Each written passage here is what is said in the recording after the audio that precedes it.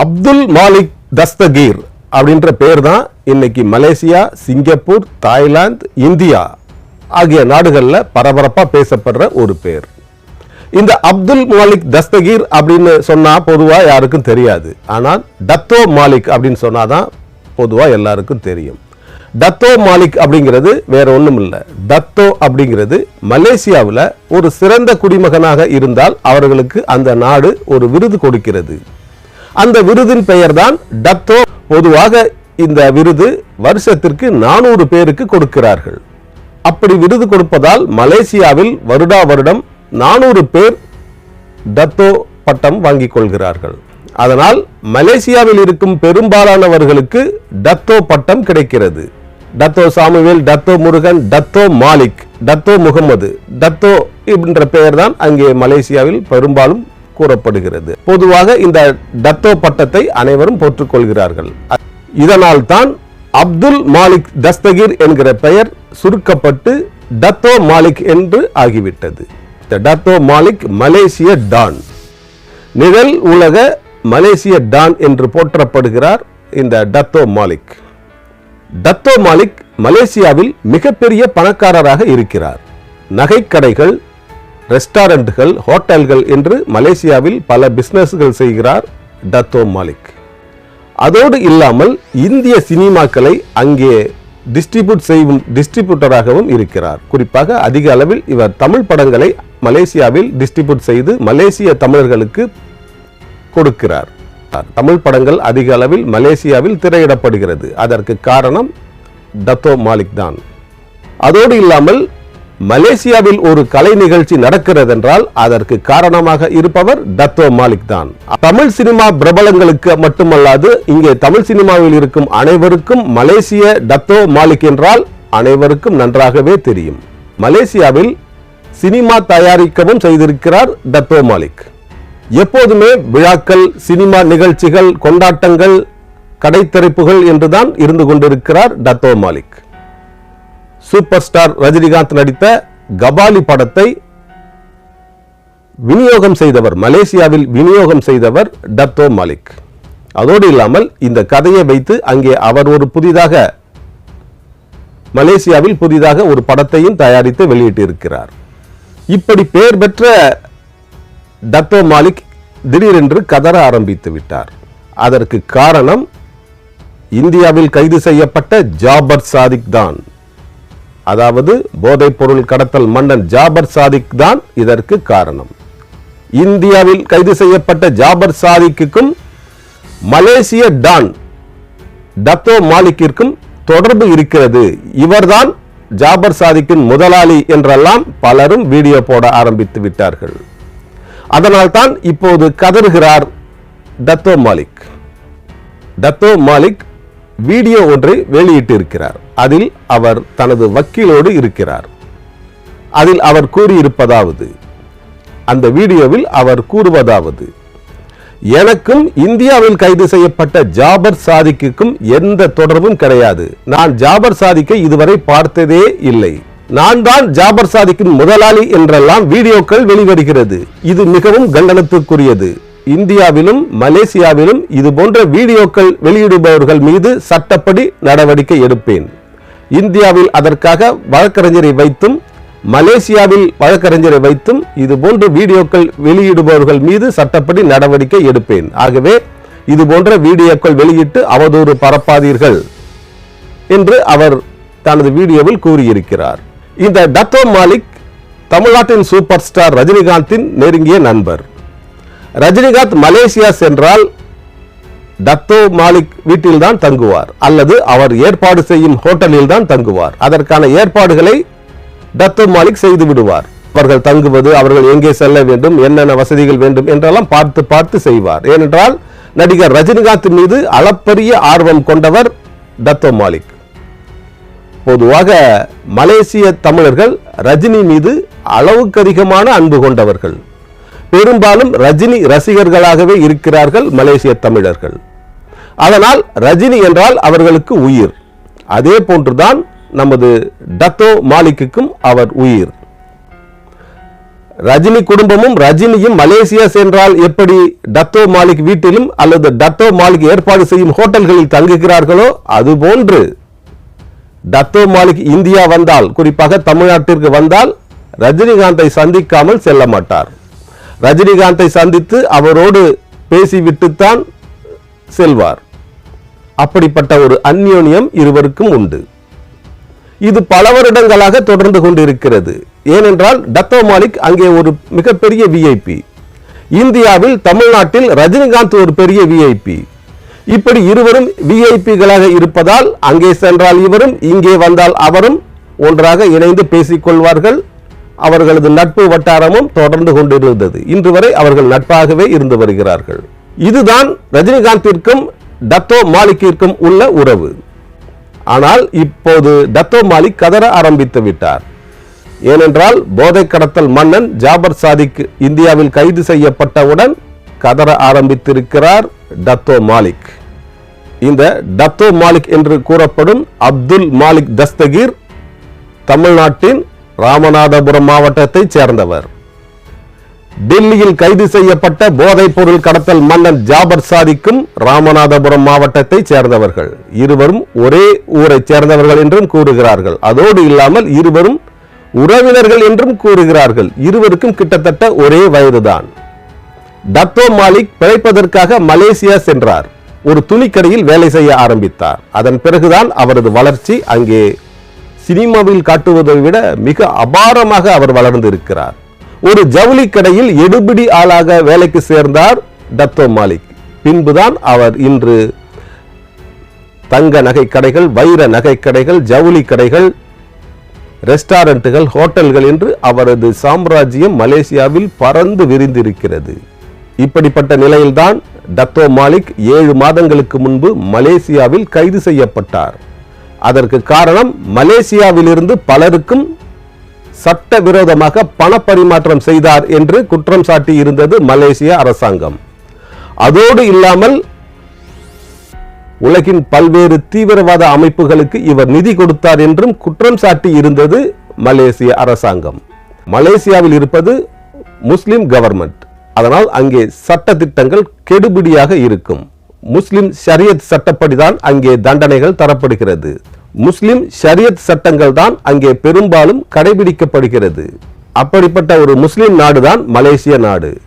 அப்படிப்பட்ட ஒரு முஸ்லிம் நாட்டில்தான் முஸ்லிமாக இருக்கும் இந்த டத்தோ மாலிக் கைது செய்யப்பட்டார். தீவிரவாதிகளுக்கு பண உதவி செய்தார் என்றும், சட்ட விரோதமாக பணத்தை அனுப்பி வைத்தார், பண பரிமாற்றம் செய்தார் என்று குற்றம் சுமத்தி இந்த டத்தோ மாலிக்கை கைது செய்தது மலேசிய அரசாங்கம். அதோடு இல்லாமல் மலேசிய சட்டத்தின்படி இது போன்ற குற்றச்சாட்டுக்கு ஆளாக்கப்பட்டு கைது செய்யப்பட்டால் உடனடியாக அவர்களது சொத்துக்கள் அனைத்தும் முடக்கப்பட்டுவிடும். மலேசிய அரசாங்கத்தால் டத்தோ மாலிக்கின் சொத்துக்கள் அனைத்தும் முடக்கப்பட்டு விட்டது. இதனால் அரண்டு போனார் மாலிக். சில மாதங்கள் மலேசிய ஜெயிலில் கழித்து விட்டுத்தான் வெளியே வந்திருக்கிறார் டத்தோ மாலிக். இப்போது ஒரு வழக்கறிஞர் குழுவை வைத்துக்கொண்டு அங்கே வழக்காடி வருகிறார். ஒரு முஸ்லிம் கவர்மெண்டே ஒரு முஸ்லிமை, அதுவும் மலேசிய விஐபியை கைது செய்து அவரது சொத்துக்களை முடக்கி இருப்பதுதான் அங்கே ஹைலைட்டான விஷயம். இப்படிப்பட்ட நிலையில் இந்தியாவில் கைது செய்யப்பட்டிருக்கும் ஜாபர் சாதிக்கின் கைதுதான் டத்தோ மாலிக்கை அலற வைத்திருக்கிறது.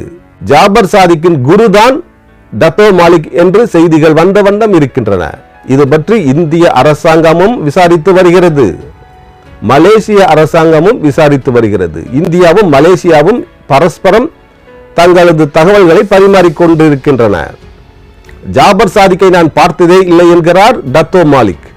ஆனால் ஜாபர் சாதிக் என்ன கூறியிருக்கிறார் என்று NCB அதிகாரிகள் இதுவரை தெரிவிக்கவில்லை. விசாரித்து வருகிறார்கள். அவர்களது புலனாய்வு அமைப்புகள் ரகசியமாக விசாரணை நடத்தி வருகிறார்கள். இந்தியாவில் இருக்கும் NCB அதிகாரிகள் குழு, NIA அதிகாரிகள் குழு, IB என்று சொல்லப்படும் இன்டெலிஜென்ஸ் பியூரோ அதிகாரிகள் குழு, அதோடு சேர்ந்து இன்டர்போல் என்று சொல்லப்படும் இன்டர்நேஷனல் போலீஸ் ஆகிய அமைப்புகள் ஜாபர் சாதிக்கும் மலேசிய டத்தோ மாலிக்கிற்கும் என்ன சம்பந்தம் என்று விசாரித்து வருகிறார்கள். ஏனென்றால் ஜாபர் சாதிக் கடத்திய போதைப் பொருட்கள் மலேசியாவிற்கும் நெதர்லாந்திற்கும் ஆஸ்திரேலியாவுக்கும் கடத்தப்பட்டதை கண்டுபிடித்திருக்கிறது என்சிபி அதிகாரிகள் குழு, அதாவது இந்திய போதைப் பொருள் தடுப்பு குழு. அதனால் தான் இப்போது அலறுகிறார் டத்தோ மாலிக். டத்தோ மாலிக் கைது செய்யப்பட்டவுடன் கலங்கி போனார் நடிகர் ரஜினிகாந்த். ஏனென்றால் ரஜினிகாந்தின் நெருங்கிய நண்பர் டத்தோ மாலிக். இப்போது டத்தோ மாலிக்கிற்கும் இந்தியாவில் கைது செய்யப்பட்டிருக்கும் ஜாபர் சாதிக்கும் தொடர்பு இருக்கலாம் என்று சந்தேகம் கொள்கிறது இந்தியாவைச் சேர்ந்த போதைப் பொருள் தடுப்பு குழுவும் மலேசிய போலீஸ் அதிகாரிகளும் இது பற்றி விசாரித்து வருகிறார்கள். இதுதான் நடிகர் ரஜினிகாந்திற்கு கலக்கத்தை ஏற்படுத்தி இருக்கிறது. ரஜினிகாந்திற்கும் மலேசிய டத்தோ மாலிக்கிற்கும் என்ன சம்பந்தம் என்று கூட விசாரிக்க இருக்கிறது என்சிபி அதிகாரிகள் குழு. இதற்கு பதில் சொல்ல வேண்டியவர் நடிகர் ரஜினிகாந்த். உண்மை என்னவோ அதை தெளிவாக கூறிவிடுவார் நடிகர் ரஜினிகாந்த். ரஜினிகாந்திற்கும் மலேசிய டத்தோ மாலிக்கிற்கும் என்ன சம்பந்தம், இவர்களுக்கு எப்படி பழக்கம் ஏற்பட்டது என்றெல்லாம் விசாரிக்க இருக்கிறது என்சிபி அதிகாரிகள் குழு. நடிகர் ரஜினிகாந்த் பல சினிமாக்களில் டானாக நடித்திருப்பார், கேங்ஸ்டராக நடித்திருப்பார். ஆனால் நிஜத்திலும் அவர் ஒரு சில டான்களோடும் கேங்ஸ்டர்களோடும் பழக்கம் வைத்திருக்கிறார் என்பதுதான் இப்போது தமிழ்நாட்டை அதிர வைத்திருக்கும் ஒரு செய்தி. அதில் மிக முக்கியமானவராக கருதப்படுகிறார் மலேசிய டத்தோ மாலிக். அவர் டான் என்பது தெரிந்தோ தெரியாமலோ மலேசிய டத்தோ மாலிக்கோடு தொடர்பு வைத்திருக்கிறார் நடிகர் ரஜினிகாந்த். ஆனால் இது பற்றி இவர் விளக்கம் கொடுத்துதான் ஆக வேண்டும்.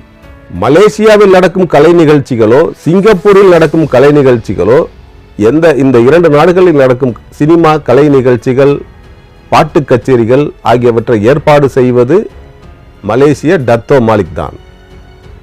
இந்தியாவில் இருந்து குறிப்பாக தமிழ்நாட்டில் இருந்து செல்லும் நடிகர்கள் நடிகைகள் மியூசிக் டைரக்டர்கள் டத்தோ மாலிக்கை பார்த்துவிட்டுத்தான் அவரது ஆதரவில் தான் அங்கே சென்று தங்குகிறார்கள். ஏஆர் ரகுமான், யுவன் சங்கர் ராஜா, இப்படி பல சினிமா இசையமைப்பாளர்கள் டத்தோ மாலிக்கோடு மிக நெருக்கமாக இருந்திருக்கிறார்கள், இருந்து கொண்டும் இருக்கிறார்கள். இந்தியாவில் தமிழ்நாட்டில் ஜாபர் சாதிக் கைது செய்யப்பட்டிருக்கிறார். அவரது தம்பிகள் 2 பேர் தலைமறைவாகி விட்டார்கள். போதைப் பொருள் தடுப்பு பிரிவு அதிகாரிகளால் கைது செய்யப்பட்டிருக்கிறார் சதா என்கிற ஒரு நபர். அதோடு இல்லாமல் திருச்சி, சென்னையில் இருக்கும் ஒரு சில குடோன்களுக்கு சீல் வைத்திருக்கிறது என்சிபி அதிகாரிகள் குழு.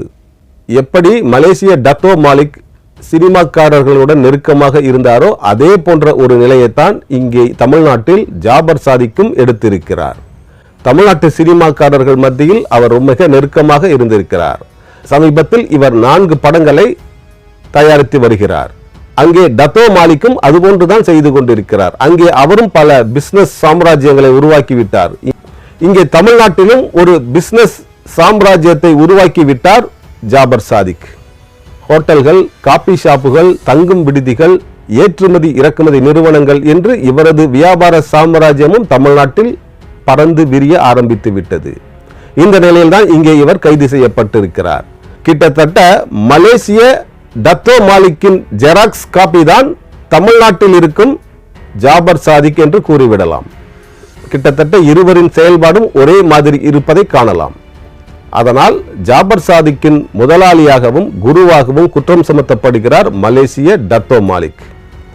மலேசிய டத்தோ மாலிக் இதற்கு கடும் எதிர்ப்பு தெரிவித்திருக்கிறார். நான் எனது வக்கீல் மூலம் இந்தியாவிலும் தமிழ்நாட்டிலும் அங்கேயும் வக்கீலை வைத்துக் கொண்டு வாதாடுவேன், அவர்கள் மீது நான் நடவடிக்கை எடுப்பேன் என்று கூறி வருகிறார். சட்டப்படி நடவடிக்கை எடுப்பேன், எனக்கும் ஜாபர் சாதிக்கும் தொடர்பு இருப்பதாக கூறினால் நான் அவர்கள் மீது சட்டப்படி நடவடிக்கை எடுப்பேன் என்று கூறியிருக்கிறார் மலேசிய டத்தோ மாலிக்.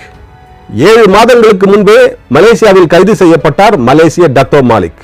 ஆனால் இந்த வாரம்தான் தமிழ்நாட்டில் உள்ள ஜாபர் சாதிக் டெல்லியில் கைது செய்யப்பட்டிருக்கிறார். ஜாபர் சாதிக், மலேசிய டத்தோ மாலிக் இருவரும் ராமநாதபுரத்தை சேர்ந்தவர்கள் என்பதாலும் அவர்கள் இருவரும் கிட்டத்தட்ட ஒரே ஊரை சேர்ந்தவர்கள் என்பதாலும் அவர்கள் இருவரும் உறவினர்கள் என்பதாலும் சந்தேகம் வலுவடைந்திருக்கிறது இந்தியாவிற்கும் மலேசியாவிற்கும். இந்திய போலீசும் மலேசிய போலீசும் இந்தியாவில் இருக்கும் போதைப்பொருள் தடுப்பு அதிகாரிகளும் NIA என்று சொல்லப்படும் நேஷனல் இன்டெலிஜென்ஸ் ஏஜென்சியும் மலேசிய போலீசும் ஒன்றாக சேர்ந்து தங்களுக்கு கிடைத்திருக்கும் பல தகவல்களை பரிமாறிக்கொண்டு வருகின்றன. இதனால் இது உலக அளவில் பேசப்படும் ஒரு முக்கிய விஷயமாக மாறியிருக்கிறது. நடிகர் ரஜினிகாந்திடமும் என்ஐஏ அதிகாரிகளும் நார்கோட்டிக் கண்ட்ரோல் பீரோ என்று சொல்லப்படும் போதைப் பொருள் தடுப்பு அதிகாரிகளும் விளக்கம் கேட்க இருக்கிறார்கள். மலேசிய போலீசும் நடிகர் ரஜினிகாந்திடம் விளக்கம் கேட்க இருக்கிறது. அதற்கு பதில் சொல்லித்தான் ஆக வேண்டும் நடிகர் ரஜினிகாந்த். தொடர்ந்து மலேசிய டத்தோ மாலிக் வழக்காடி வருகிறார். மலேசியாவில் நான் நிரபராதி என்று கூறி வருகிறார். அதே போன்றுதான் இங்கேயும் இந்தியாவிலும் நான் நிரபராதி என்று வழக்காடி வருகிறார் ஜாபர் சாதிக். இருவரும் நிரபராதிகளா? இருவருக்கும் இடையே தொடர்பு இருக்கிறதா? இருவரும் ஒருவருக்கு ஒருவர் உண்மையிலேயே தெரியாதவர்களா தெரிந்தவர்களா என்றெல்லாம் அடுத்த கட்ட விசாரணையில் தெரிய வந்துவிடும். மலேசிய போலீஸ் தீவிரமாக விசாரித்து வருகிறது. இந்திய போலீஸ் தீவிரமாக விசாரித்து வருகிறது. இரண்டு நாடுகளும் தீவிர விசாரணையில் இறங்கி இருக்கிறது. நடிகர் சூப்பர் ஸ்டார் ரஜினிகாந்திடமும் விசாரணை நடத்த இருக்கிறது என்சிபி அதிகாரிகள் குழுவும் என்ஐஏ அதிகாரிகள் குழுவும். ஆகவே அடுத்தடுத்து பல திடுக்கிடும் நிகழ்ச்சிகள் வெளிவரக்கூடும், பல உண்மைகள் வெளிவரக்கூடும். அவைகளெல்லாம் என்ன என்பதை அடுத்தடுத்த வீடியோக்களில் பார்ப்போம். அடுத்து பல நல்ல தகவல்களோடு உங்களை சந்திக்கிறேன். சித்தார்த் விஷன் சேனலை சப்ஸ்கிரைப் செய்து கொள்ளுங்கள்.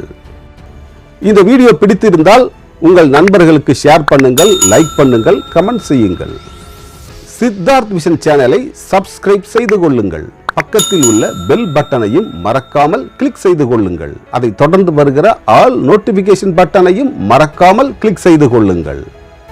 இந்த வீடியோ பிடித்திருந்தால் உங்கள் நண்பர்களுக்கு ஷேர் செய்யுங்கள், கமெண்ட் செய்யுங்கள். சித்தார்த் விஷன் சேனலை சப்ஸ்கிரைப் செய்து கொள்ளுங்கள்.